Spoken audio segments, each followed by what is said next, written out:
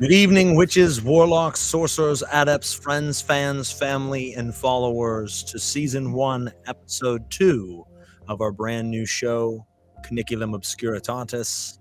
I am your host, Frater Crow. And I'm your co-host, Natasha Michelle. The Coterie of Smil brings you this brand new podcast, and we ask that you follow us on all streaming platforms, wherever you may be watching from, so that you can catch up on all episodes and move us up in podcast rankings to get the message out there. And if you are listening out there, whatever platform you are tuning in from, you can leave us comments, questions, concerns, ideas, you name it. If you drop it on the platform you're watching from, it will pop up here on our dashboard. We'll throw it up on the screen. We'll read it off. We will interact with it. So please feel free to be a part of the show. We always encourage that. I will ask that you keep the comments pertaining to the subject of the show. We love answering your guys' questions, but each and every episode will have its own topic that it is centered around. So if we're talking about holistic foundations, such as tonight, I don't want to be talking to you about what type of incense to use to conjure this said spirit. It's not pertaining to what we're talking about. So try to stick to that topic if you can. Just helps us streamline the episode, get people's answers accordingly, and we will continue to touch topic after topic after topic. So eventually we will get to everything you want to know and more. So thank you for that. Like I said, don't be a stranger. Drop in. We already have comments coming in. Tammy says, good evening. Good evening, Tammy. And we have Addie saying, evening, everyone. Good evening. Now, as always, we want to start the episode out with the prayer of the Coterie of Smil, followed by our mission statement, so that it is clear each and every episode exactly who we are and what we stand for. In case you were looking for something else and you stumbled upon us, you'll know pretty quick that this is either for you or it certainly is not for you. So let us begin by saying, in the name of Samael, Lilith, and Cain, let us begin. We call out to you, O Lord Natasha, our Savior and Father. Let us continue to be unbendable, unbreakable pillars of the eternal infernal black flame, soldiers and emissaries of the black light of divinity. You who is the true God existing in the void place of chaos before the creation of the cosmos, which gave form to force, bringing only suffering and death, blanketed with the illusion of what the Claiborne call living, encased in fragile flesh, falling victims to their own debased hungers.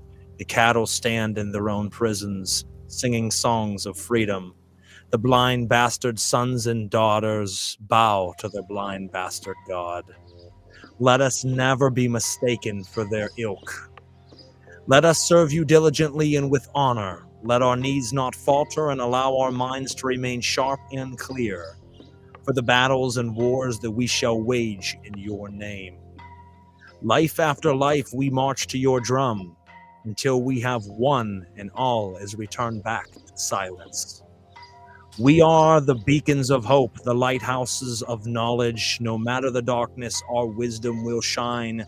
For we are the messengers and we are the crows. Our cause will be heard till the ending of time. We are the sons and daughters of darkness. The Natasha Locker is with us, and we shall not fear. We're going to be following the prayer every week that we do an episode with the mission statement or the tenets of the Coterie of Smil. The following is the mission of the cult. Cult meaning collective understanding of lost teachings. To honor, praise, and uphold the work of our other God, the Natasha Laka. To honor, praise, and know the Qliphothic Elohim, working alongside them to gain gnosis and shape the currents of our own lives. The intense and continuous study and practice of diabolism, necromancy, and left-hand path mysticism. To work completed both in and out of the temple, individually and as a cult, towards a return to Ein and spiritual immortality and nothingness. to reside in a physical manifestation that while it may be incarnated in a prison, it is a prison crafted to our standards and our desires, to uphold the authority, integrity of one's own moral code while remaining a wolf in a world filled with sheep, to openly shine and fan our own black flames, giving the opportunity and inspiration for those so inclined to recognize and feed their own, to burn as torches in the darkness so that those worthy may be guided by them, finding their inner strength and embodying what it means to rise to their own power, not to obtain or draw in followers, but to encourage mysticism, free thought, dedication, breaking of chains, and questioning absolutely everything, including us. So in case you were unaware of who we are, what we stand for, now you certainly do understand. We do thank you for tuning in this evening. As I mentioned, any questions, concerns, comments, feel free to leave them. We will answer them accordingly. And without further ado, we will jump into tonight's episode. Laura, thank you so much for tuning in. We appreciate you being able to do so. Stacia, good evening. So tonight's episode is going to be based on holistic foundations, and we will be talking about 4 essential categories that everyone needs to be on top of in order to be a master, not even a master, to be a fluid student of the practice.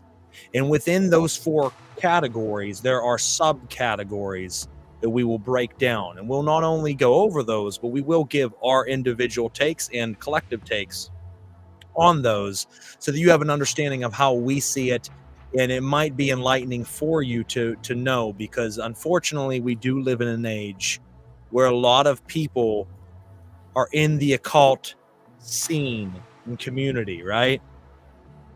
But they don't actually practice, or if they do, they're not getting anywhere. And the thing is, it's very easy to say over the internet that you're X, Y, and Z without ever having to prove it to anybody.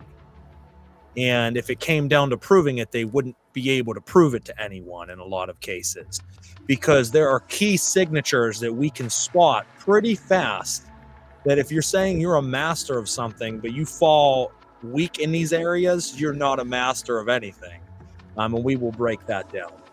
So I would like, including yourself, including which yourself. is the whole point. Exactly. And I would like Natasha to start out this evening. I started last episode. I would like her to start off with bullet point number 1, and we'll go back and forth. If you have questions, let us know. All right, so I think that we're going to break these down one at a time, but as a whole, you need to look at things from a very well-rounded perspective, from a very holistic perspective, right?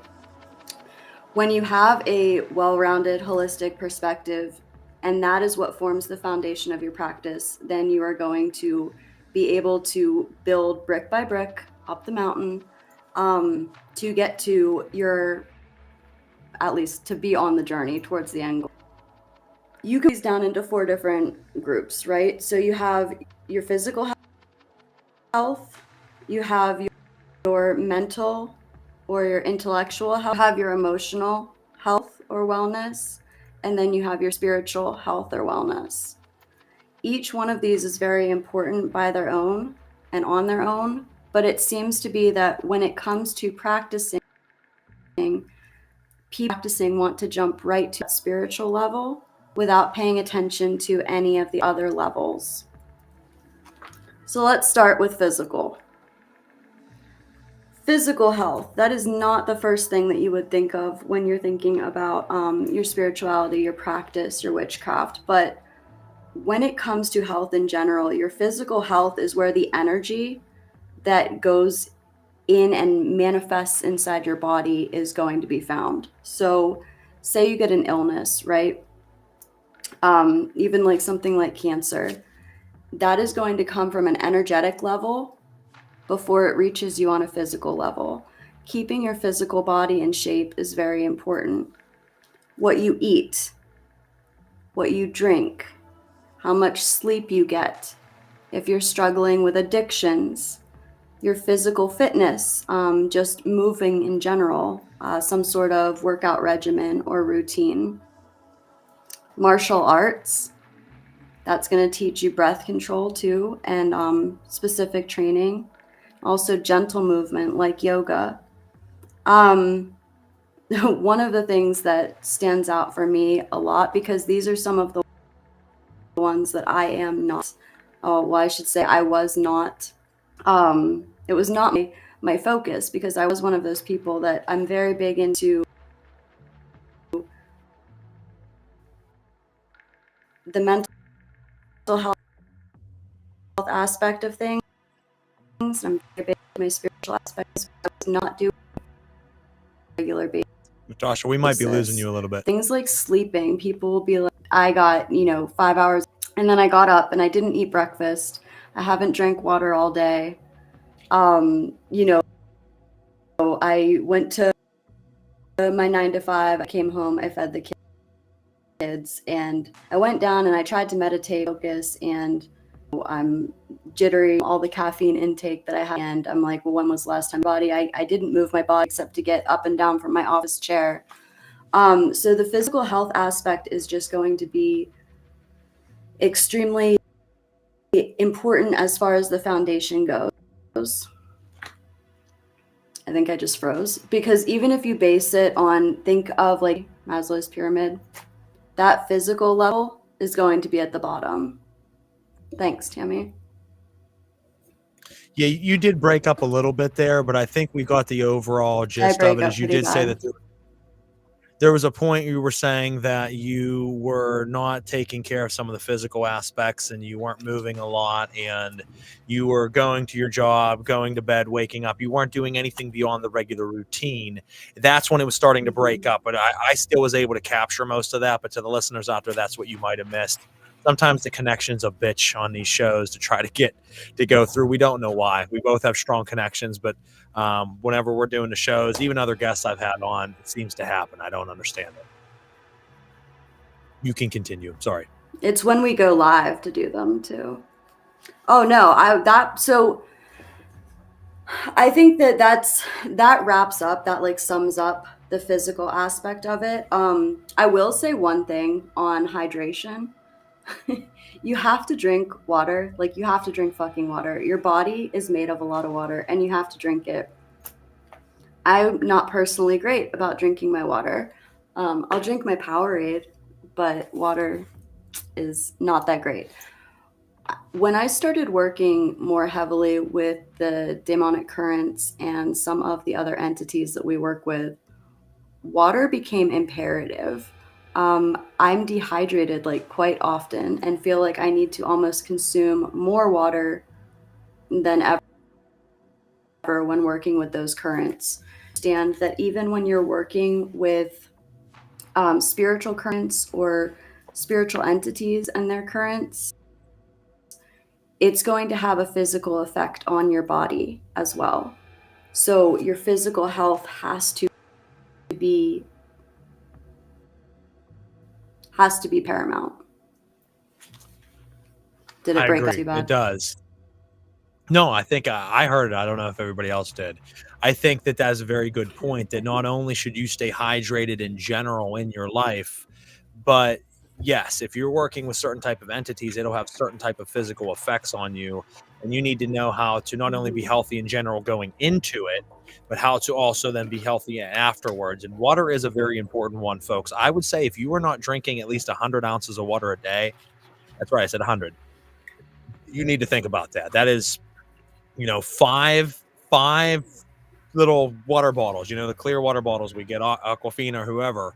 5 of those a day is all you got to do. I drink about 10 of those a day, but you should drink about 5. That's where you want to be. It's very important to stay hydrated, because that's going to make you healthier in a lot of different areas of your life. And a different way I would like to look at physicality and the occult in general is everything Natasha said is dead on. But I want to add the point that we need to look at physicality as more than just working out. Should you be fit? Yes. Should you be able to be strong, lifting, stretching, running? and have cardio, absolutely. But physical is also meaning you're going to bed properly and getting the right amount of sleep. You're eating properly and eating good food and not just eating junk food and shit that's bad for your system. You are a big one that I think a lot of people miss is you need to be hygienic. Some of you motherfuckers stink.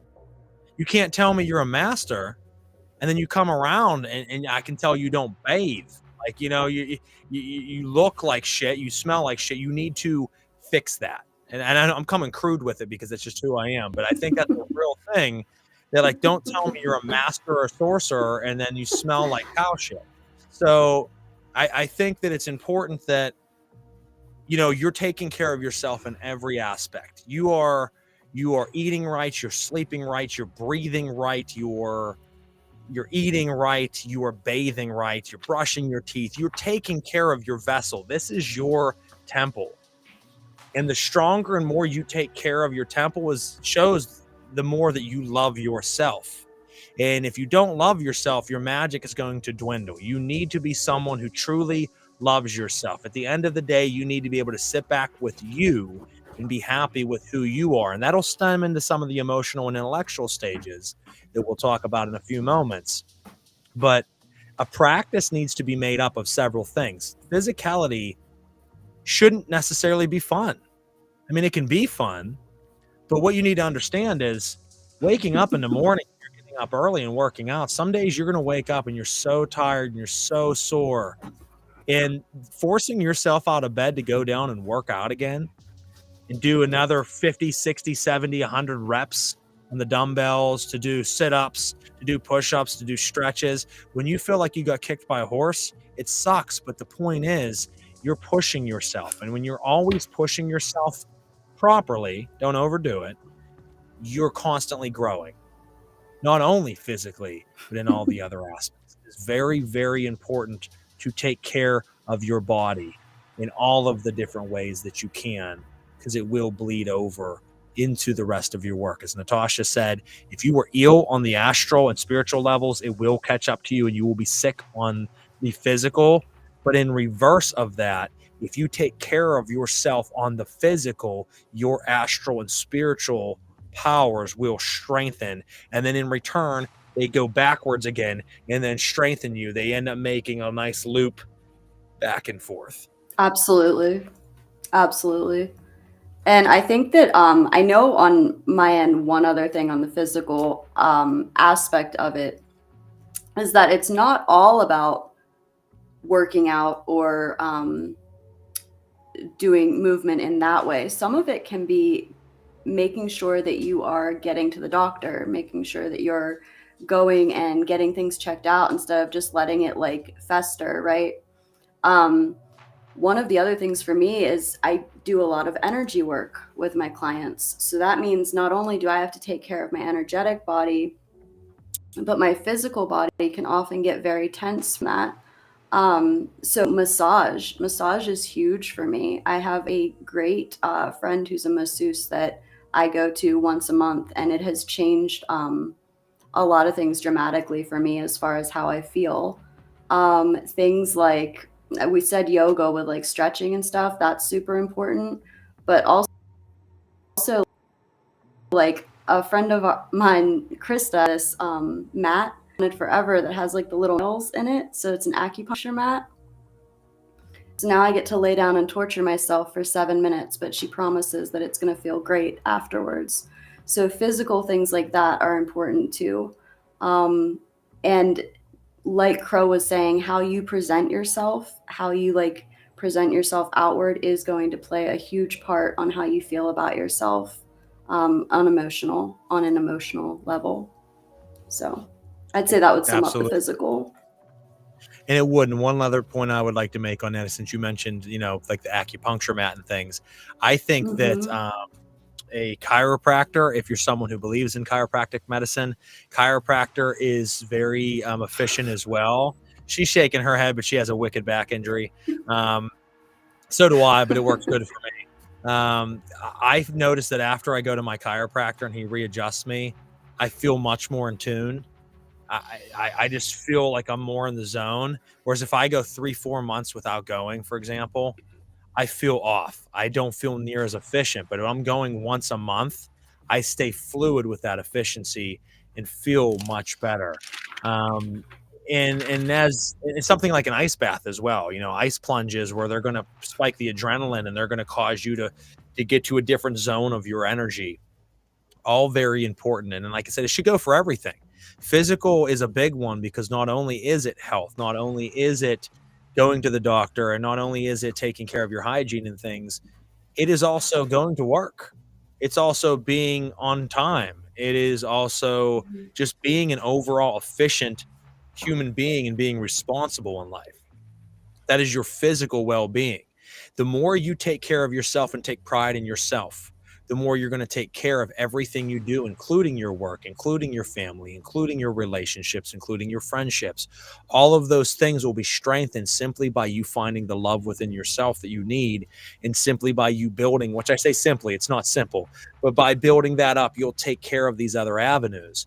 And then you'll look back at yourself and say, oh, wow, I was the person who missed work all the time or was late or fucked off at work, to I'm the person who's rock starring at work right now. I'm the person who's taking care of fucking every aspect, because the better you feel, the better you want to put into things, and it all reverberates backwards. So physical is a very, very important, aspect of the holistic process. Into Yeah, some of these. and go ahead. Oh, you can keep talking. I'm just popping some of them up.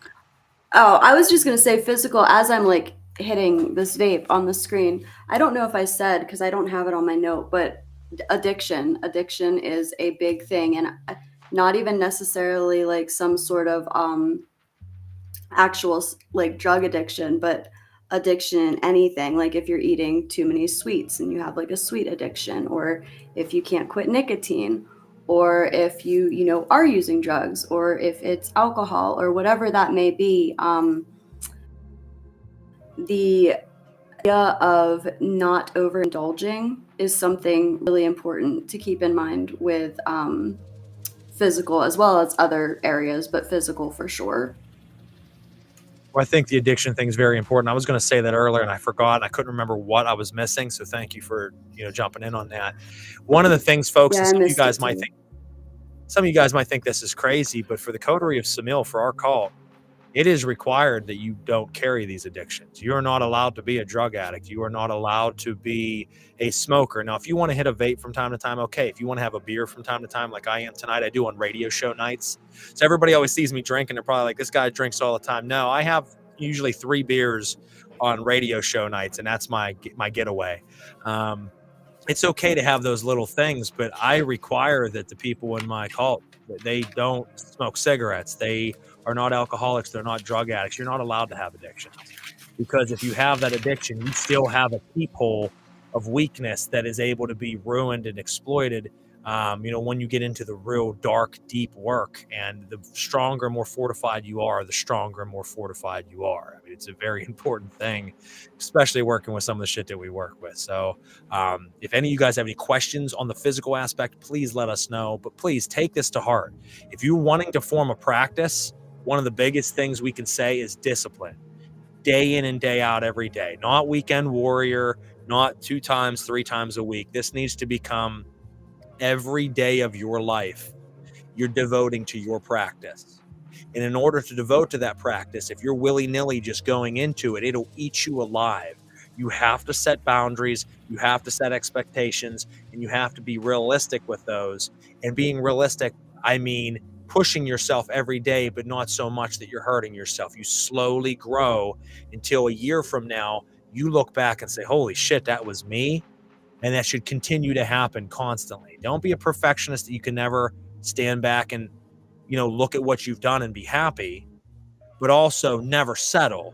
Continue to push yourself. And you do that through mastering all of the aspects of your life. That'll be what separates you from others. And that'll be what makes you into a true practitioner in a very, very oversaturated field of LARPers. There are so many people that claim to do all these amazing things in the occult. And I think if you were to really churn it down to them, there's only about 15 to 20% of all of them really doing the work. So Be one of those 15 to 20%. Acupuncture is amazing. Yes, it. Vicky says, hey. Hello, Vicky. So, Natasha, would you like to jump into the next one? Okay, so we were looking at mental / intellectual health. When I look at this from a coaching or a counselor standpoint, it's usually like the mental health aspect of it separated from the emotional. But in our case, especially with the cult, with our practice, we really want to put an emphasis on that intellectual part of it. So, mental or intellectual health, that's going to be that you are reading, that you are studying, that you are looking into the specific system that you're interested in practicing, that you are able to pull your truths, to pull the things that are fitting for you, that are important to you, that you feel resonate with you from the text that you're reading, from the work that you're studying, and not just taking it because somebody else put it on a page for you. Also, that you're reading older texts, that you're reading actual, like, in the past texts, which I'll let Crow name off, but that you're doing that and not just reading what's being mass produced right now, especially with how much mass production there is. We talked about the availability of the work now, and there's just so much available that it can be overwhelming, and you can also find a lot of garbage in it. Contemplation, being able to take the time after and actually sitting with these ideas, thinking about them, thinking about what they mean to you, and looking at and absorbing different perspectives, even if they are not your own. This show is a perfect example of that.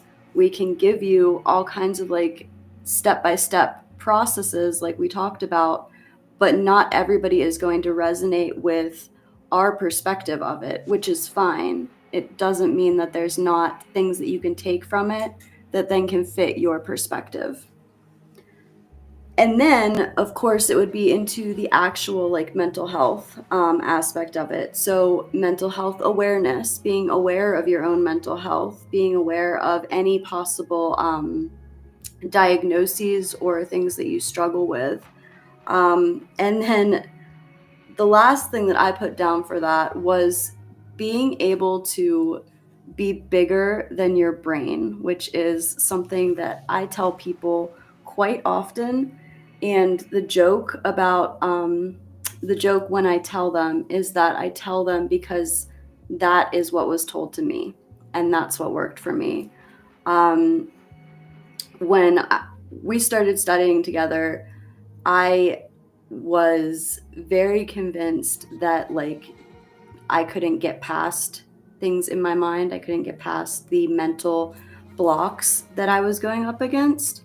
And I would list them off and I would look for sympathy, and I didn't find any. And that is the best way. So when it comes to a mental aspect, aside from the intellectual part of it, it's really all about getting over yourself, getting over your mind, understanding that your brain and the thoughts and the little voices in the back of your head are not always yours, your voice, your thoughts, your words. And I don't mean that from a schizophrenic perspective. I mean it from like a psychological perspective, that these are the things that your environment and the people in your environment have constructed inside you.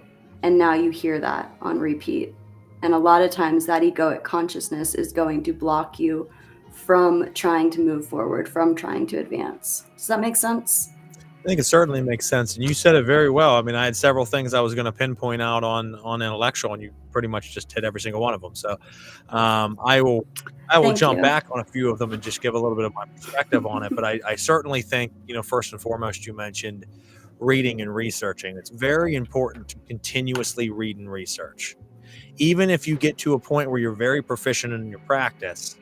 Make it just a side quest where you just have a hobby of reading, because the more you read the more you're expanding your mind, taking on new concepts, the more your practice will evolve.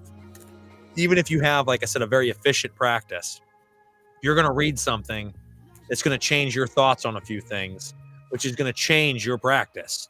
And over time, it should continue to evolve. If your practice hits a point where it doesn't ever evolve and you just think you're good where you're at, you're stagnant, and that's not evolving. That's stagnation. That's complacency. You need to be able to continuously evolve. My practice is always changing. Even though the core of it is the same, it is constantly evolving and changing into new ways of doing my practice. And as Natasha said, the problem is now we have so much content at our fingertips in every aspect: music, movies, television shows, books, audio books, all the social media bullshit that's out there, that it's hard to focus on where you should be. And there's so much new stuff coming out all the time, you can't even get through the new stuff, let alone get through the old. So people just focus on the new. And it's wild to think of that there's thousands upon thousands of occult books right now that you could read, right? But if you go back 20, 30 years, 95% of those are gone. So if occultism has been around for thousands of years and for, hundreds and hundreds of years, and there's only ever been this much in the genre of occultism, which is still a lot, right? And then all of a sudden, over a 20-year span, it quadruples how much existed in the entire history of mankind.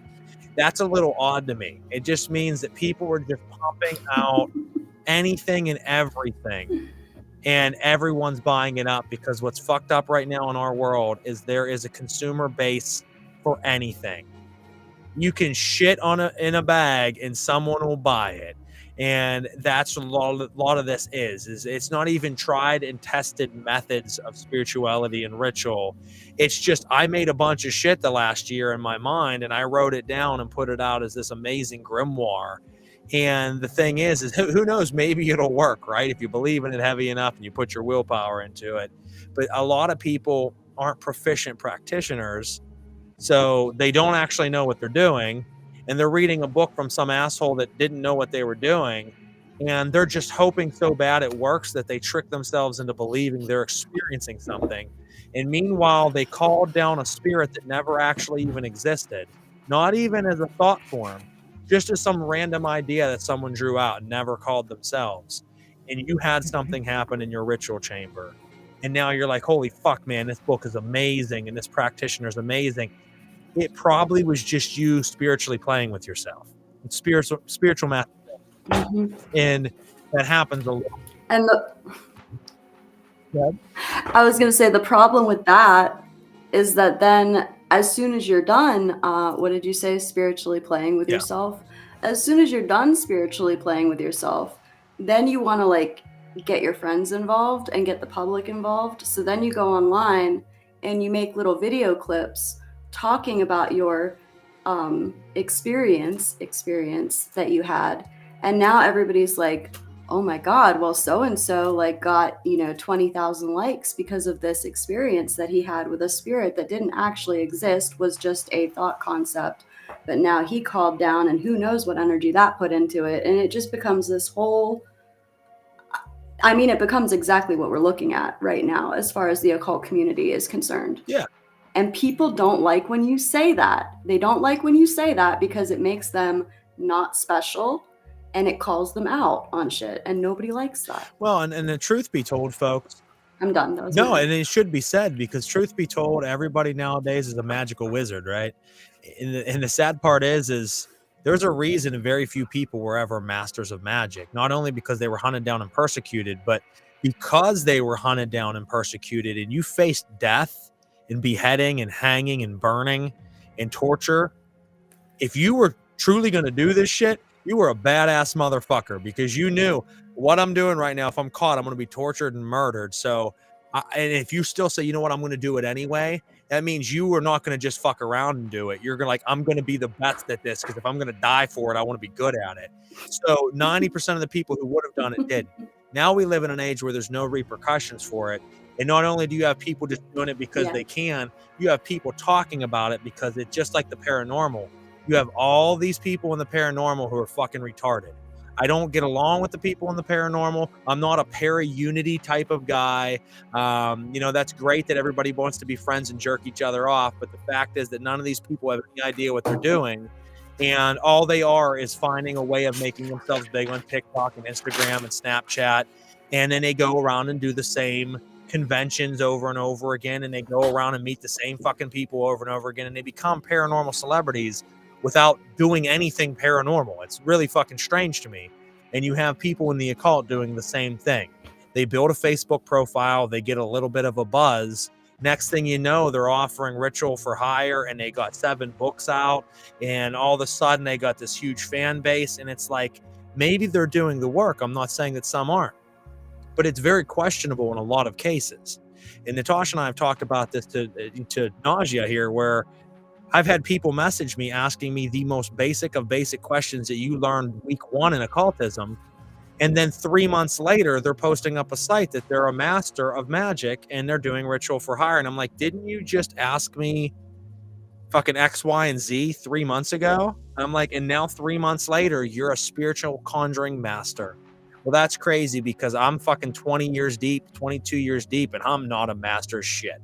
So, it just is very strange to me, the culture we live in. So intellectual goes a lot of ways from not just studying and having different perspectives, but to really vetting out what is you're studying, who you're believing, who you're following. That is why our motto is question everything, including us, because don't just take my word for it. Question me. That's fine. Yeah. You should be able to tell over time, I know what I'm talking about. If you haven't, come to a ritual, do something. I mean, there's a lot of people that can back up the fact that they've seen things happen, and it will happen. It happens with time. Doesn't make me a master, just means I'm proficient at what I do. Now, I do also want to touch on, you said something that really jived with me. Getting different perspectives. One of the worst things you can be in the world, but certainly in occultism, is a bigot and a racist. And the reason being is, if you are so narrow-minded to only believe in your perspective and no other culture's perspective and no other background's perspective, then you are limiting yourself so heavily. It is great to study multiple cultures, multiple people, go out and make friends with people of different backgrounds, ethnicities, colors, and races, because you will learn how they practice, what they do, what they believe in. And as I said, you're going to come across shit that you thought would never be able to be shaken. Your foundation's solid. And then next thing you know, say, holy shit, man, my foundation just got fucking obliterated. And then the next thing you know, 6 months later, you're now way stronger than you were 6 months before, because you were willing to meet other people and learn other cultures' ways of doing things. So you have to be open. If you're not open, it's just kind of common sense. If you're closing yourself off, how will you ever be open to receive anything? Right? I was just going to say, how's anything supposed to get in if you have the door nailed shut and you've got like pickaxes in front of it? And it's weird to me anyway, like people being diabolists and being racist. So I'm like, you're willing to conjure and call down an alienistic intelligence from another dimension that takes shape and form in monstrous and multiple varied shapes and forms and identities, but you're going to hate someone who has a different skin color than you. I'm like, you're okay with the hideous, horrible monster that just showed up in your temple that's an alien, but God forbid that person's of this skin tone. You know what I mean? Like, that's just fucking weird to me. So just be open, folks. Read, be open, meet people about different ways, and vet what you're following.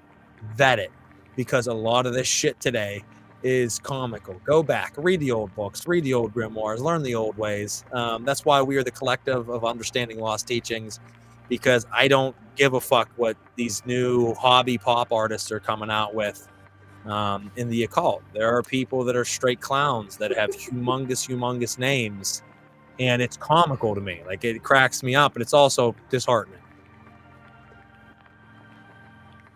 Yeah, I would definitely say it's a bit of both. So let's see what kind of comments. Do you want to throw up any of these comments? Yeah.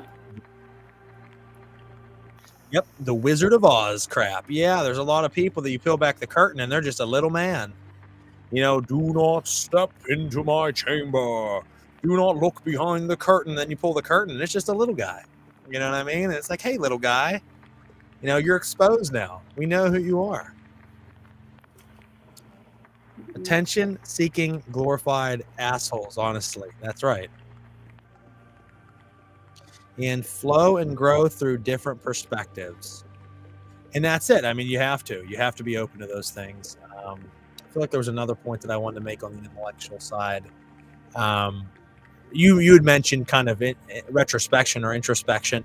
That is very important as well. Everyone should take stock of who and what they are, where they are, and what you could do better. If you're a person that never thinks you fuck up, then you're a person I don't want to know. I constantly sit down in the quiet of my ritual chamber and just reflect on everything.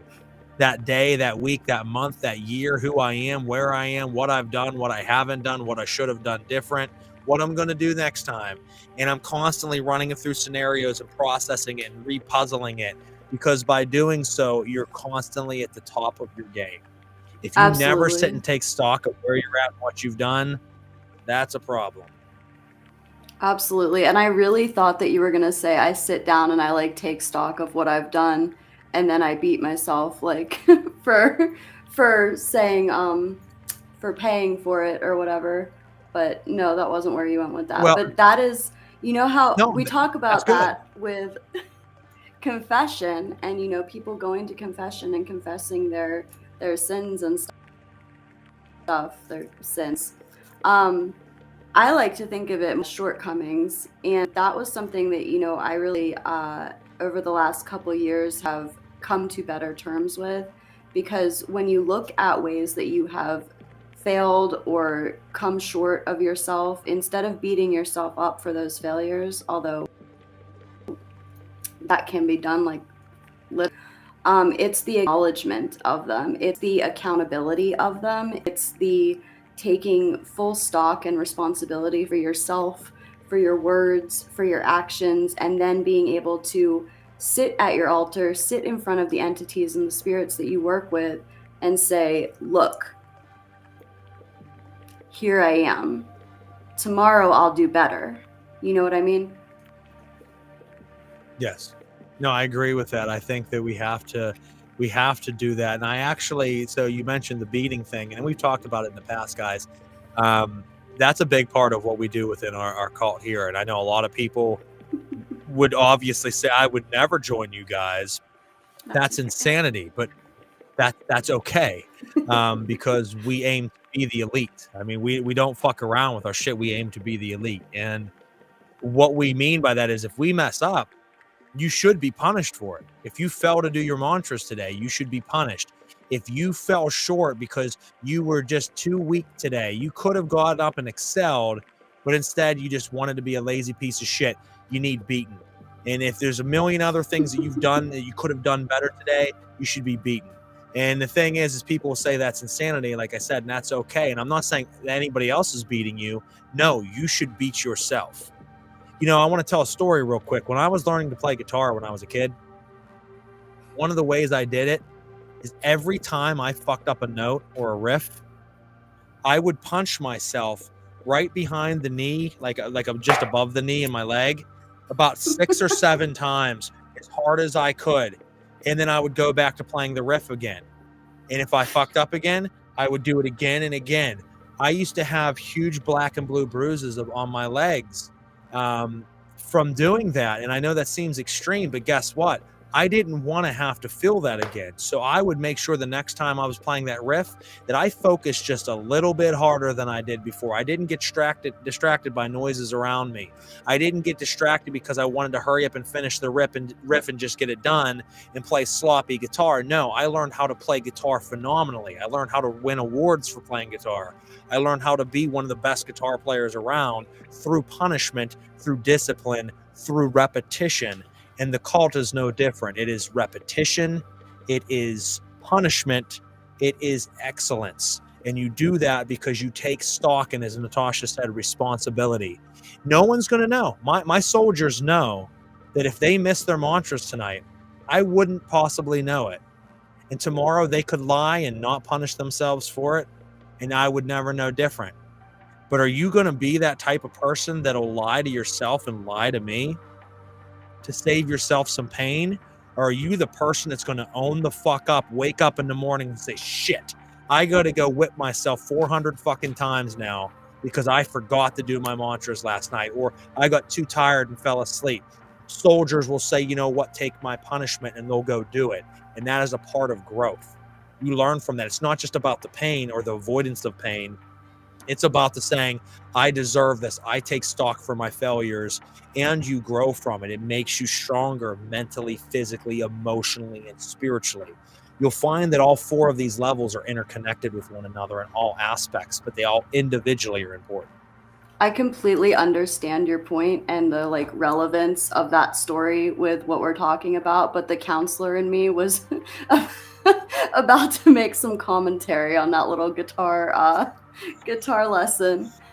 We don't support. Hey, listen, it works. Listen, we don't support self-harm behavior, but we do support accountability. And one last note on this, because we got to jump into emotional, but one last note on this is that pain and that repetition can actually be extremely meditative. And that's something that we will probably talk about down the road when we get more into that kind of stuff.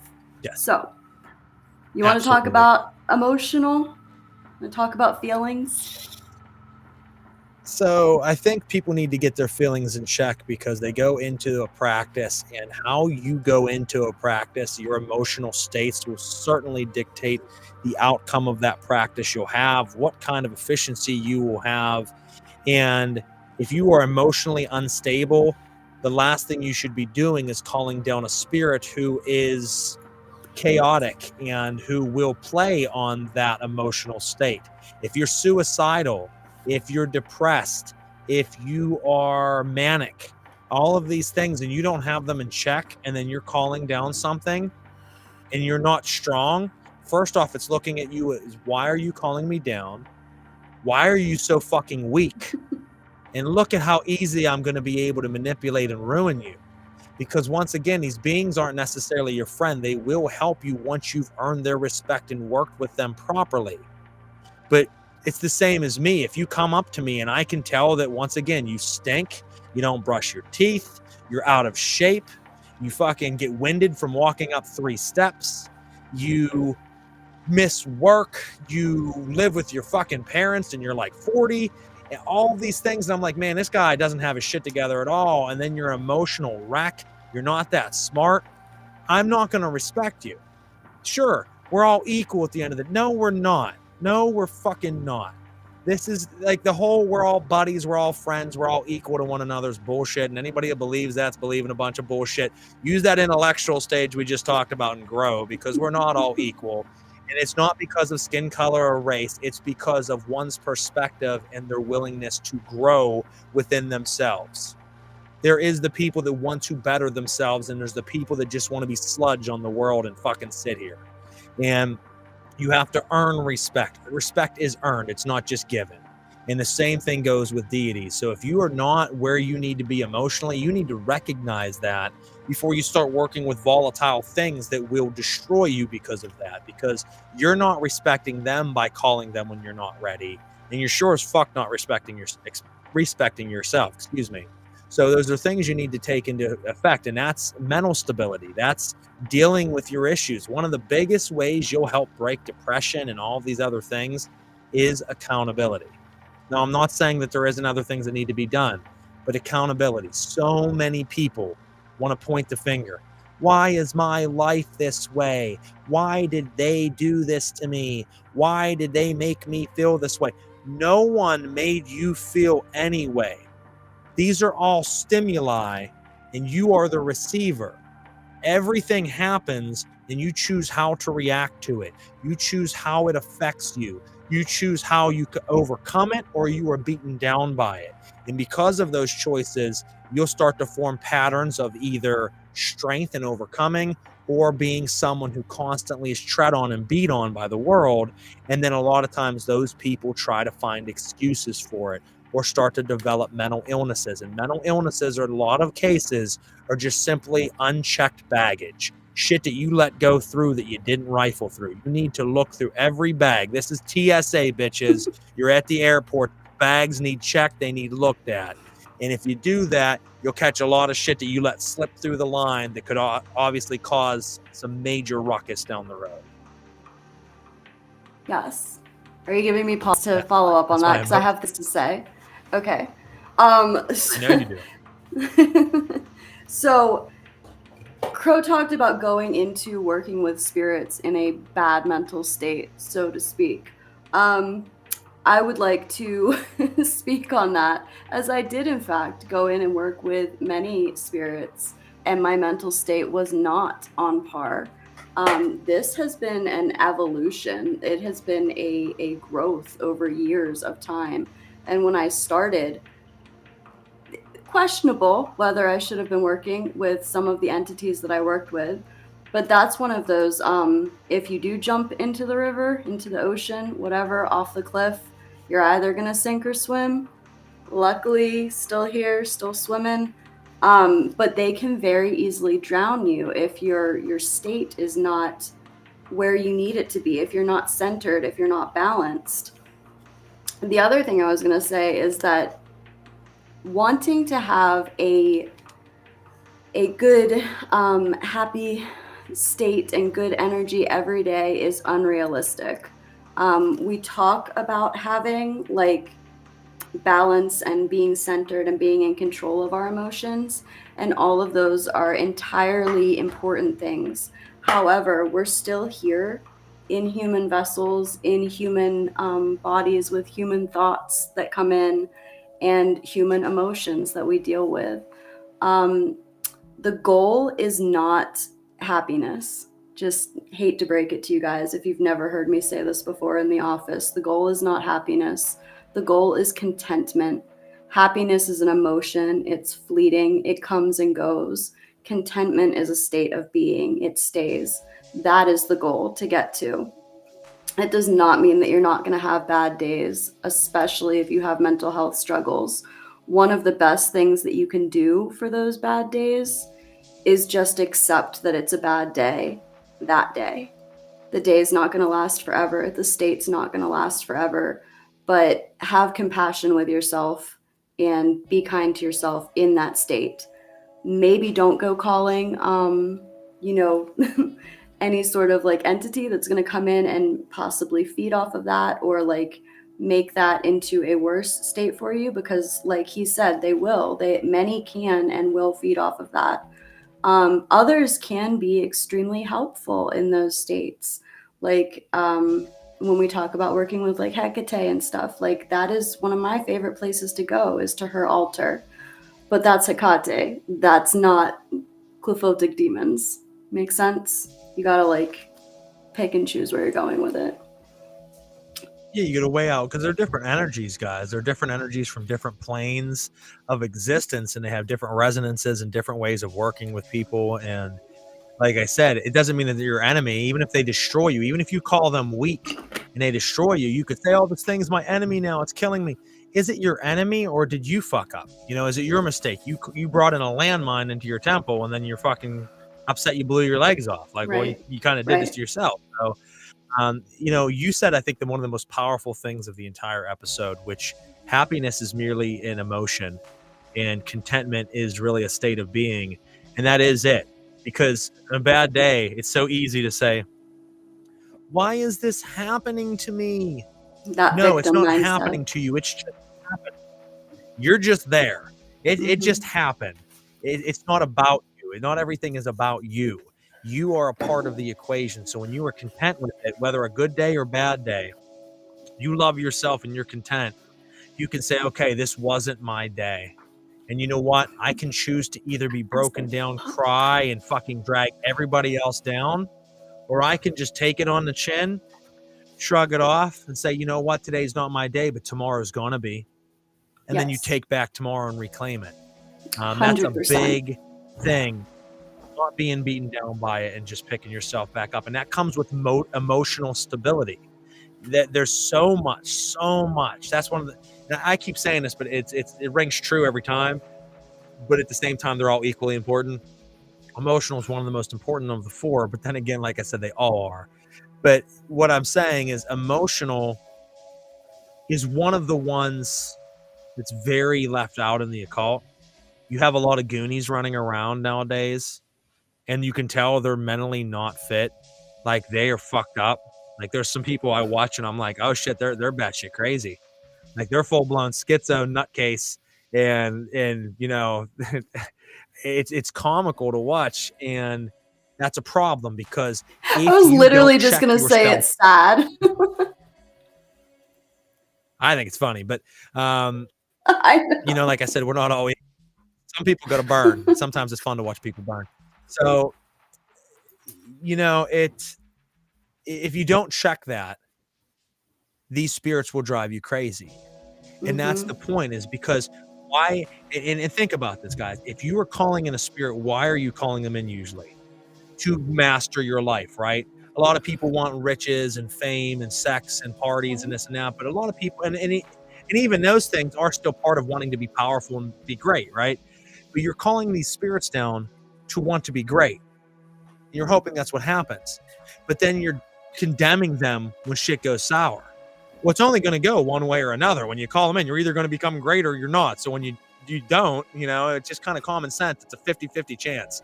So if like you go into it mentally ill, they're gonna beat you down, because they're gonna say, I'm gonna beat you, and if you keep pushing, I'll help you. By beating you down, I'm also the wind behind your sails that'll lead you to greatness. But if you don't have the fucking fortitude to push, that wind's going to actually sink your fucking your vessel. And yes. that's just how it works, like I said. So you know, keep pushing. It's there, but know when to call them. Check yourself. You know, Israel Regardie of the Golden Dawn, who was Crawley's secretary for a long time, he's released amazing books. The Golden Dawn, the fucking red brick or whatever it's called, it's like this big. It's the full Golden Dawn system that Israel Regardie redid.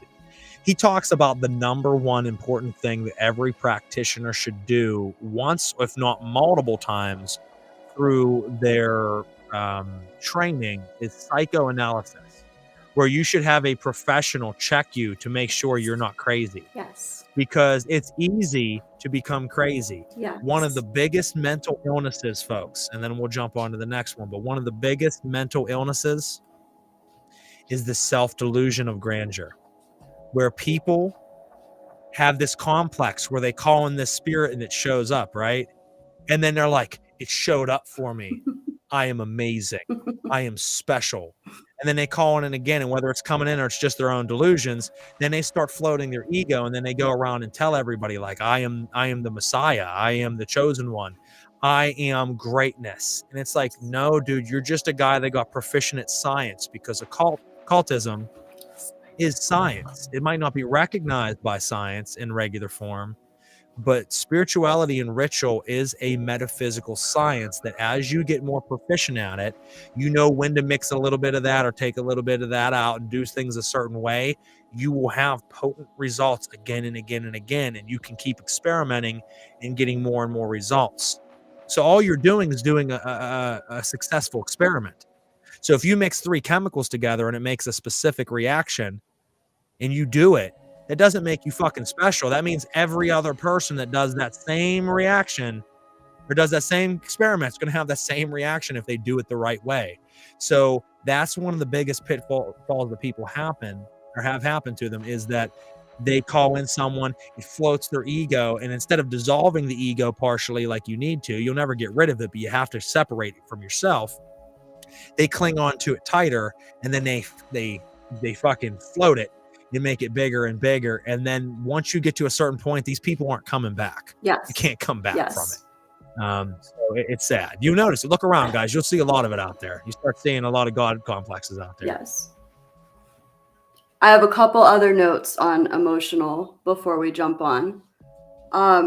Please do. Okay, so shadow work or looking at your unconscious. We kind of like touched around it, but didn't say the words shadow work, which are so easily used in the occult community and not always understood what the actual concept of it is. We could do a whole episode on this. In fact, we probably will do a whole episode on this, just because I'm real big on that.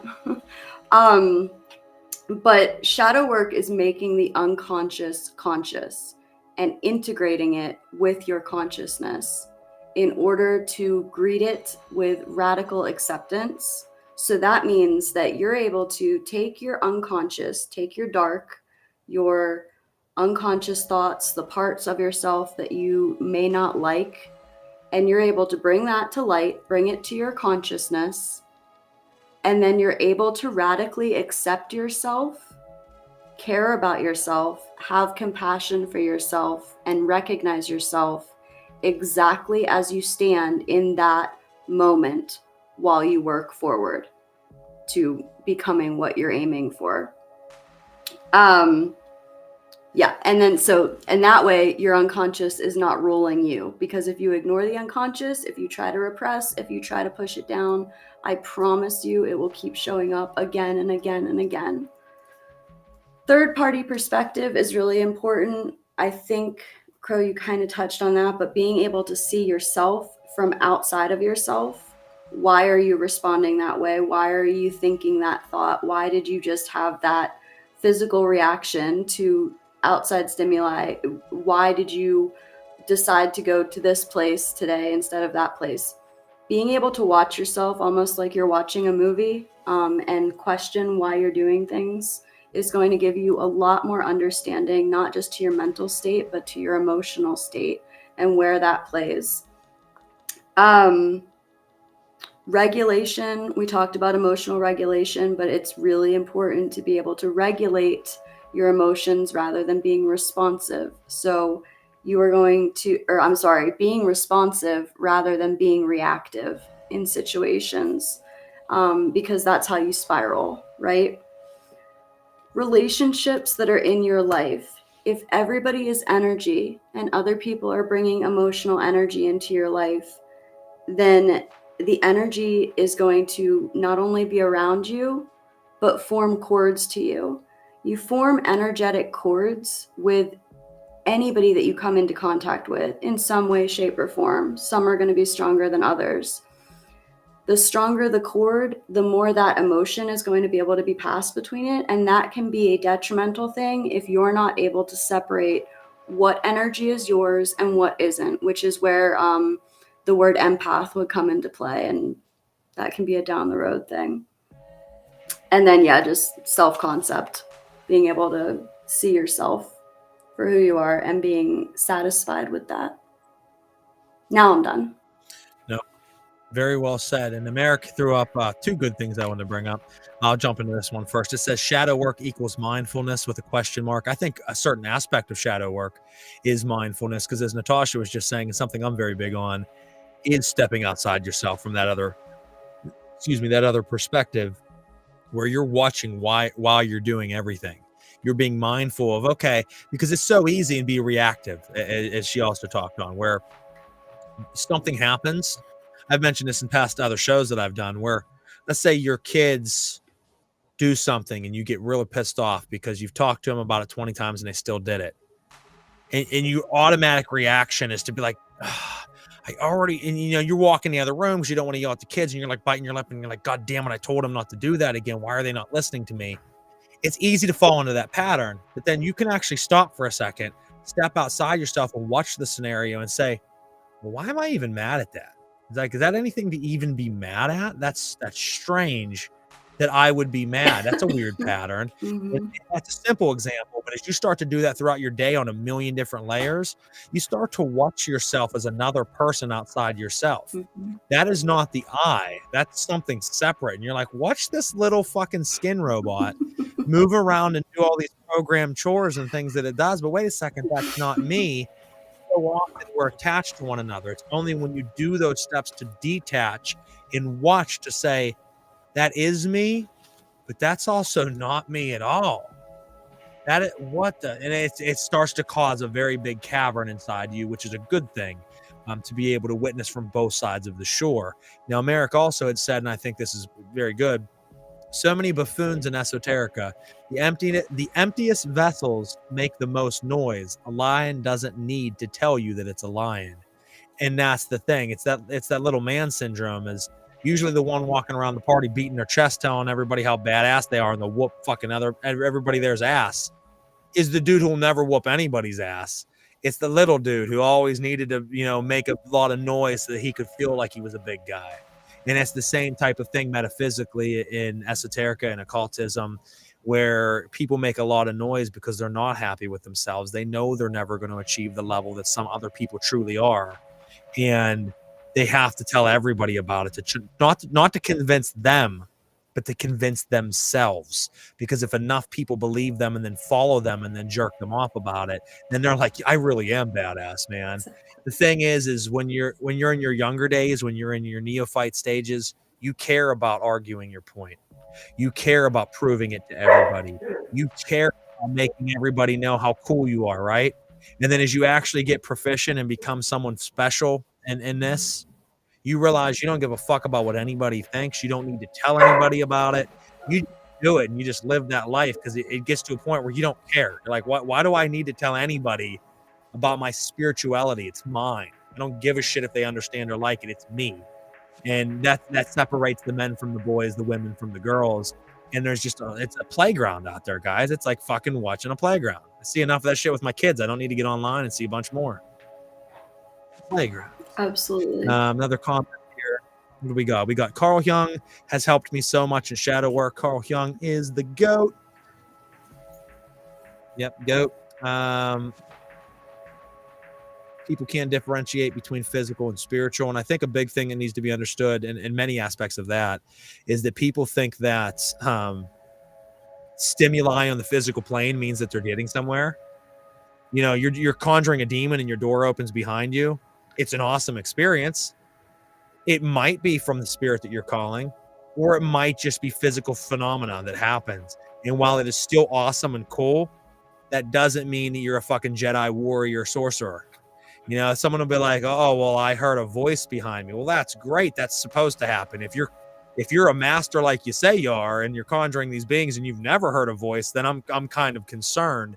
But it's really funny because that's one of those things that people will tell you how proficient they are, and then they're like, I heard a voice the other night in my ritual temple. And it's like, yeah, no shit. Like, what the fuck? What do you mean? You should be hearing voices a lot. You should be experiencing things. That's kind of part of it. That's what's supposed to be happening. Mm-hmm. But physical phenomena does not always mean mastery. When you're dabbling or hopefully not dabbling and going to more proficient levels with spiritual beings, weird shit's going to start happening. But not every weird thing that happens is that spiritual being. Right. Exactly. Agreed. And then last two comments, and we'll jump into the last aspect. Thank you guys for sticking around. After living in fight or flight for so long, emotional regulation was one of the hardest parts of my practice. It is a very, very tough part of it. Yeah, so you have fight, flight, freeze, or fawn as those reactive states, and they are some of the most difficult things to break away from, because they become so ingrained. Depending on how long you spend in these responsive states, they become so ingrained or reactive, in you, that it's very, very difficult to get out of them. And that is something that is very important, like Casey said, to recognize and be able to move through. And yeah, big one. And I think truly, thinking for yourself is a big part of it. So emotional regulation can also be, think about the church. Think about how much they have taught people to fear, how much they have fear-mongered people into following a structure, how much they've made you doubt yourself every moment you do something. I'm sinning. I'm doing something bad. I'm in a perpetual state of sin. If I don't do all these things to even try to, I'll never be out of sin, because we're such filthy fucking creatures. We're human beings. We've been so bad. We're bad, bad, bad people. Then you're constantly living in this emotional turmoil of how bad you are and how much punishment you're going to deserve and how you need to do all these things to get out of it. And while I guess that works for fucking several 100 million people in this world, which is strange, when you look at it, like, emotional regulation should say, if I'm a good person and I live a good life, I am not going to be punished by this. Why would Sky Daddy come down and beat me because I didn't follow exactly XYZ from a book that's been changed 400 fucking times. And the people who preach it to me and tell me I got to listen or I'll burn do the most atrocious things in the world that I wouldn't even do. So I'm feeling bad that some guy that touches little boys is telling me that I can't do this or that, which is nowhere near as bad as what he's doing. It doesn't make sense, people. They get you in this emotional prison that you can't break out of. Think for yourself. Let your emotions speak for themselves. Don't bottle them up, because that's what a lot of Christians do. They bottle them up until they snap or become insane. Let them out, but also learn how to regulate them so that when you let them out, you're not going out and killing people. Learn how to take that emotions, process it, and grow from it. Last point I wanted to make on the emotional side. Absolutely. You want to move on to physical? Or spiritual? Yes. Spiritual. We're not going backwards. We'll be here all night. Excuse me, I keep burping. I'm sorry. I need to take a caveat real quick and say that my beer of the night is Founders. Founders All Day Hazy IPA. If you're having a bad day and you really just need to cut loose, drink a Founders All Day Hazy IPA. It'll get you there. I hope they sponsor us. Let's get that money. I would love it. How about it's they're fucking potent little listen, bad boys. Those ones. I drank 2 of them. I'm like, Blue Powerade. All right, we're talking hydration here. Yes. I'm gonna down probably like 4 bottles of water as soon as I'm done, to be honest with you. I will read this comment real quick. I grew up in the Bible Belt. I understand what you were saying. I was never able to talk about what I really believe. See, that's what's crazy to me, is it's like, we love you. We're all good people. Let's all take care of each other. You know, Christians preach all this great stuff, right? And then it's like, but I have ideas I would like to talk about because it doesn't sit well with me. Shut your mouth. Don't speak about it. Speak about it, you'll burn. And it's like, okay, I'm starting to find some major contradictions right off the bat. And that's why I told the story that I went to Catholic school from preschool till 6th grade. And it was like 2nd grade that I'm like, this is all bullshit. Like, there's so many things that I seen and heard that just didn't make sense to me. And I'm like, yeah, no, this is all bullshit. Like, I don't believe anything. You guys are all insane. And like I said, for those out there that really are truly devout to Christianity, that's great. You know, if it works for you, it works for you. But, you know, it's not for me.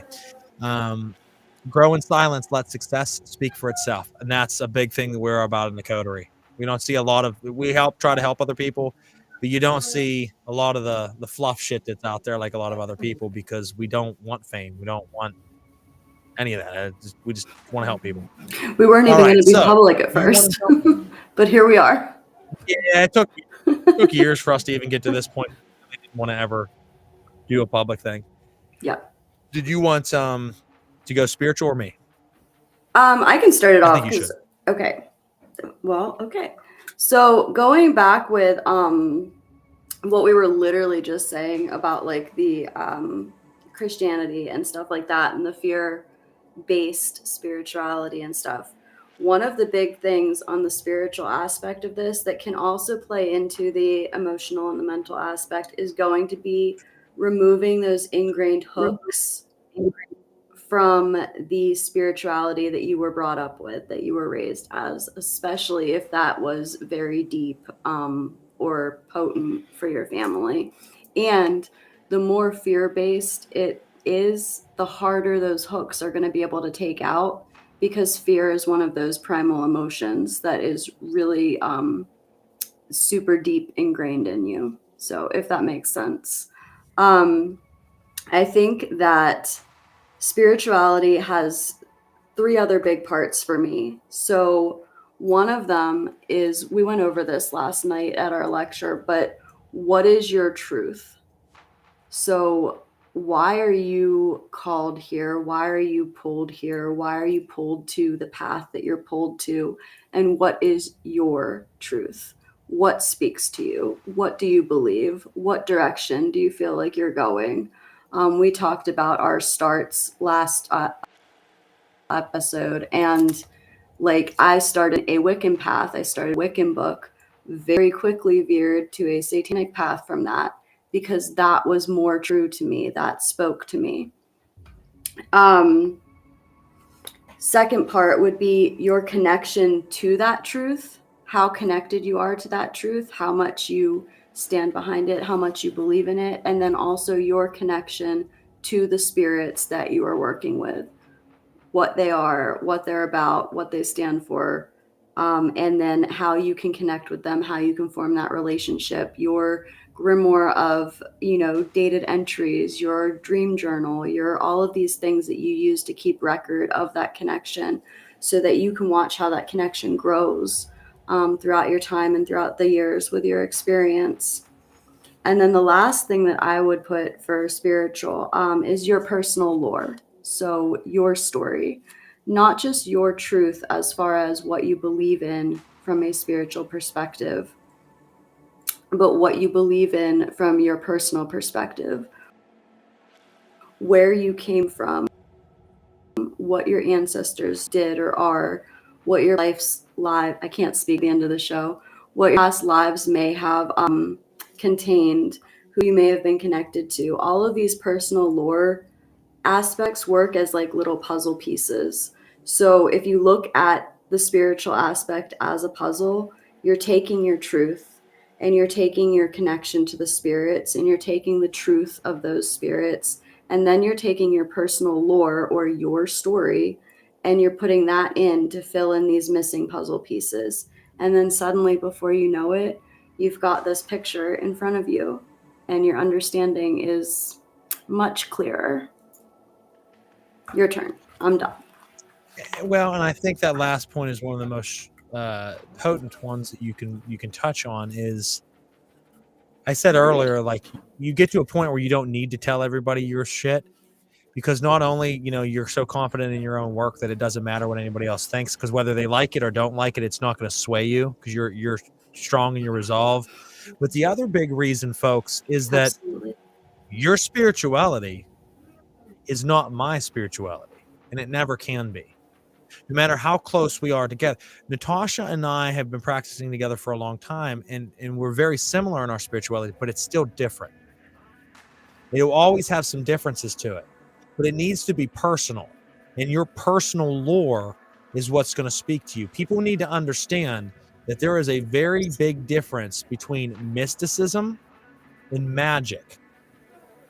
Religion is on the mysticism side, but it's mysticism with rules. It's a dogmatic mysticism where they're taking stories of spiritual truths and they're presenting it in a way, and they try to use it to control.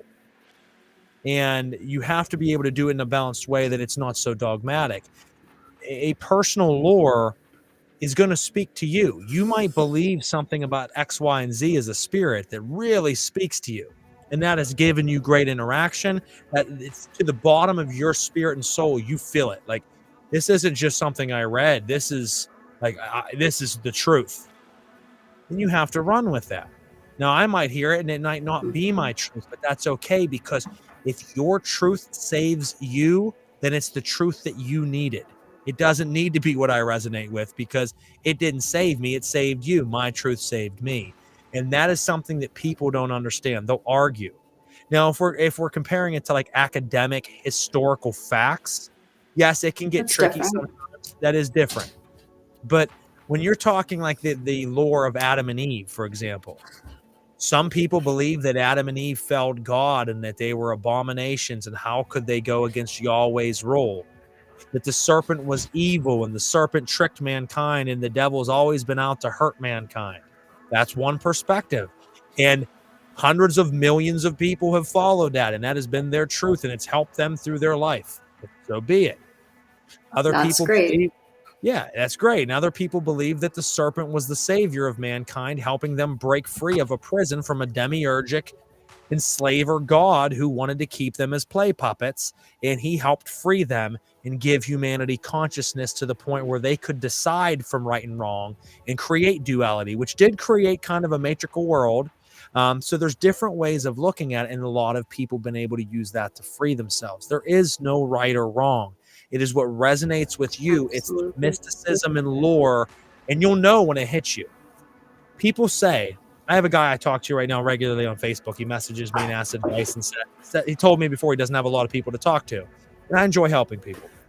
And he keeps saying, I like this path. I like that path. I want to study this path. I studied that path. I want to do that. And he's so all over the place, but he's a great dude. And he keeps saying, I don't know where my path is, because you haven't found it yet. Because once you do, it'll speak to you. There will be no doubt. You know, Absolutely. I love several other paths out there. Even oddly enough, like Kabbalism and Judaism, I think it's beautiful. I study the Bible. I read Christian texts. I read Catholic texts. I'm not a fan of Christianity or Abrahamic faith by any means, people, in the regard of how they control people. But I look at their faith, and Merrick said it earlier. Throw it up real quick. Nothing is to be feared. Everything's to be understood. And that is exactly right, because I understand it. I think it's beautiful. I think there's a lot of great fruit to be picked there. No pun intended. And it's just not for me. I found diabolism at a young age, and I knew it was for me. I couldn't explain it. It wasn't something I planned. If you would have asked me years prior if I thought I'd be a devil worshiper, no, that wasn't like my plan. I started reading about the devils and demons. I started reading about black magic and ritual. And it wasn't just like a fanboy, like, oh, that's spooky and I want to do it. No, I was the second I started reading about the demons, there was a familiarity to it. And I said, oh, wow, like, I'm home. I'm fucking home, guys. Like, I found home. And that's what it should be. And there's so many people just following a religion or theosophy or theology, I mean, that they were either programmed into, or they just do because it's readily available, or they think that's the right thing. No, fuck that. It is your spirituality. It's the most important thing in your life. This isn't a job that you just work to get a paycheck. This isn't something you just do to make it by through the day. Your spirituality is not only in this life, it is what you're hopefully expecting for the next life and the life before this one. It is the most important aspect of everything there ever is. So if you are following one you don't love, you don't resonate with, that is a true injustice to yourself and to everything in this matrical world, that you need to follow what resonates. And when you find it, you'll know. It's just like that perfect house. When you go house hunting, you've seen 20 houses. You can settle, or you keep looking until you walk into that one and say, holy shit, this is my house. Yeah, because you found it. That's the one that speaks to you, and the right faith will. So find the faith that resonates with you, and don't expect your family, don't expect your friends, don't expect your acquaintances and colleagues and coworkers to understand. Why should they, and why do you expect them to?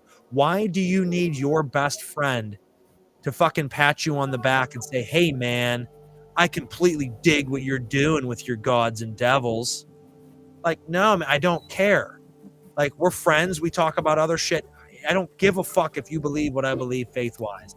And I think that's a very powerful statement for people to understand and follow, because I see way too many people just doing things for the sake of doing it. People asking me about... Or for other people. Or for other people. People asking me, I want to summon these demons. And as Natasha mentioned earlier, what is your purpose for wanting to summon this spirit? Well, I mean... I have friends that they're into this stuff and they keep talking about it. And yeah. I don't know. I just want to summon them too. I'm like, so you don't actually have a reason? Well, no. And I mean, I don't know. It kind of scares me. And I don't know if this is exactly what I want to be doing. It's like, then why the fuck are you even, this isn't a joke, guys. This is real shit. And if it doesn't resonate with you, then don't fucking do it. Like, it's not something simple. It is complex. It's going to change your life in one way or another. So understand what it is you're doing. Absolutely. All right, let me jump into these comments. You want to read a couple of these off? I'll throw them up. I'll read this one real quick, and then I'll let you do the other one. This first one I'm going to read off, and it just says, have you ever had any of the Abita beers? They are so good, and they're made here. I have not, but I am sure I would drink the shit out of them. All right, here we go. Milo said, great show as always. Well done, you two. Thank you, Milo. We love you. Thanks for watching. Adson said, good night.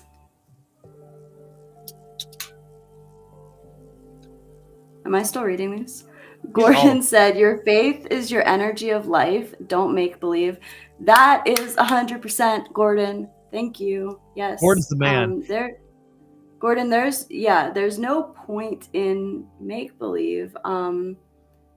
That it's something that's, like Crow was saying, it's so important, and it's such a huge part of who you are, of not who you are as the character, as the person, not who I am as the wife and mother and student and singer and witch shop owner, although that does kind of tie into it, but not who I am as that character, but who I am, like, here, right? And that's really important for people to get. So yes, Gordon. And for those that don't know, if you love oddities, Gordon runs the Full Monty, and it is one of the best oddities dealers and shops out there. So make sure you go check him out. He's always got amazing items, fun auctions, just an overall great guy that I'm very thankful to have met years ago. All right, we got 3 more, and then we are wrapping this up for the evening. Merrick said, if whichever path is not improving the quality of your mind or your life, it's not the right path for you. It's a process of discernment, trial and error, lifelong learning. Hoorah. I am with you, Merrick. Yes, 100%. And that's one of the lessons is your magic and practice should get to a point that you technically don't need your magic and practice. Now, you're still going to practice it because you love it. But like if you fast forward 3 years from the time you started and your life hasn't gotten better, then you should probably definitely switch paths up. I mean, it doesn't mean there's not going to be hardships. There's not going to be rocky roads because they teach you through rocky roads. But that's what I was going to say. You're overall going to look back and say, wow, I've progressed in life and I've grown. If you're someone that says, I've been practicing for 3 years and everything's just fucking horrible, my life's worse and I hate myself worse than ever, then yeah, you're fucking with the wrong spirits and you're in the wrong path. Not every practice is for everyone. Absolutely. Paul said, oh God, I bet there are so many that do that. Paul, I'm not even sure what that is in reference to, but I'm going to guess that you are probably correct. I think he's speaking to the fact that so many people just summon spirits and go along with the flow because... Oh, yeah, because their friend is, yeah. Their friend is, or they see that that's the way that they can get themselves popular. So it's like, I want to be... So, for example, I want to be in occultism and make myself a big name. But I don't know if I want to practice Hinduism, so I'm just going to be a Satanist, right? Or vice versa. You know what I mean? And it's like, but that doesn't resonate with that person, but they just do it because that's what they can do easily. Right. And once again, spirituality is not supposed to be easy. It should be the hardest thing you've ever done. It constantly kicks me on my ass. And I love it. And then I'll read this one off. Oh, Gordon says, thanks, brother Frater. Happy to know you. Merrick said, had someone told me a decade ago I'd be reciting thousands of mantras every day, I'd have considered myself insane. Look at me now, Merrick. But the thing is, there's beauty in that. And that's a good point. Most people, if you told them to do hundreds or thousands of mantras, they'd be like, yeah, fuck that, I'm cool. That's not magic to me. But the thing is, the mantras will take you to a level of magic that people can't even begin to understand, because it not only connects you with the spirit, but it connects you so deeply with yourself. But most people don't want to do that because, as you said, doing it over and over and over again almost pushes you past insanity to full sanity. And most people don't want to do that. That is a practice most people can't and won't do. And like I said, not every practice is for everyone. And I love that you said that. And I think that the mantras, like, even like along with that, if you're working with currents, these are currents of energy, then that mantra is helping to infuse that current in you. Like, and we'll talk about that going on, but like, it's all about that submersion. Agreed. And these last few comments, Paul was talking about the summoning. Casey says, I have learned over the past year this path is exhausting, but it is worth it. It's exhausting, but it also gives you energy. So it'll take energy and gives you energy. As any good thing does, it's a give and take. What you put in, you will get out tenfold. But if you put out shit, you will receive shit back tenfold. Last couple, and then we do have to wrap this up, guys. Thank you for your comments this evening. Merrick said, had someone told... Oh, I already read that one. I don't know how that came up again. Trevor said, apart from the Book of Satanism, what's a good starter book to look into? I'll come back to that in a second. Merrick says, thank you both. Oceans of love to you, brother. Always appreciate your support and love. Truly, from the bottom of our heart, thank you. Tammy said, thank you both for sharing the knowledge and different perspectives. Great podcast as always. Look forward to the next one. Good night, all. Good night to you, Tammy. Thank you. Love you. And back to your question, Trevor. It depends on which version of Satanism you want to go with. You have Martin McGregor, who was a guest on my very first episode of Knights of the Nephilim years ago. He's released his Book of the Fallen, which is a very good book. He has another one, which I can't remember the name of, which was his first book. And that's going to teach you Satanism. Alistair Nocht is a phenomenal writer. He has many books out on ritualistic Satanism and devil worship. Great author to look into. You got Augustine Morier, who's released a few books recently on Satanism. You have a lot of different versions of Satanism. Then you have a little bit more complex Satanism. You have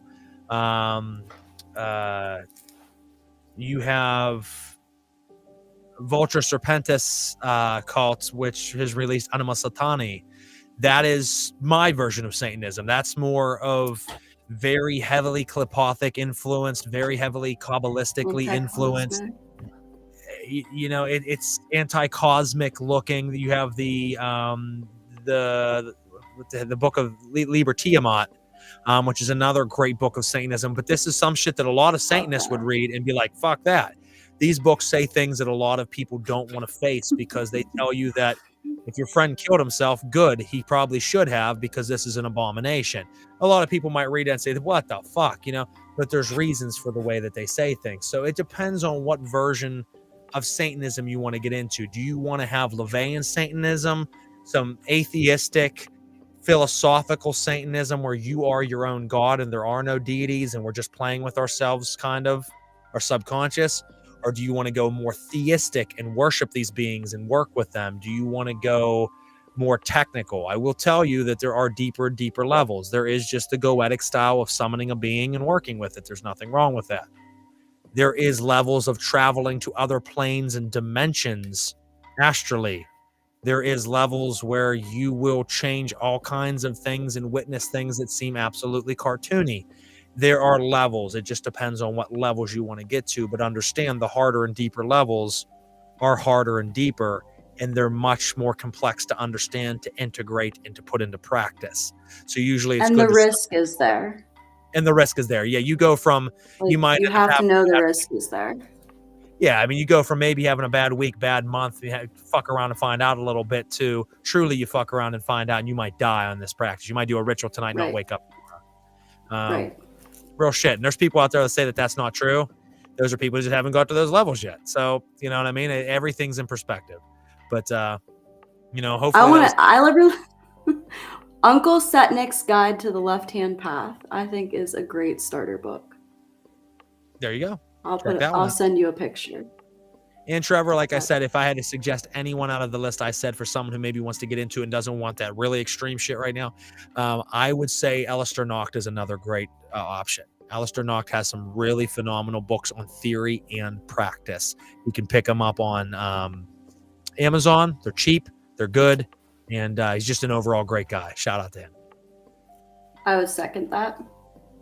Now, other than that, guys, we do want to thank you for your time. Make sure you click the like, share, follow, and subscribe button on whatever platform you're on. We appreciate your comments, all of your love and support. Make sure that you spread it around. Let us know what you want to see on future episodes. We'll be back in 2 weeks for another episode of Cuniculum Obscuritatis. And Natasha, why don't you finish us out with last words? I wasn't prepared for any last words.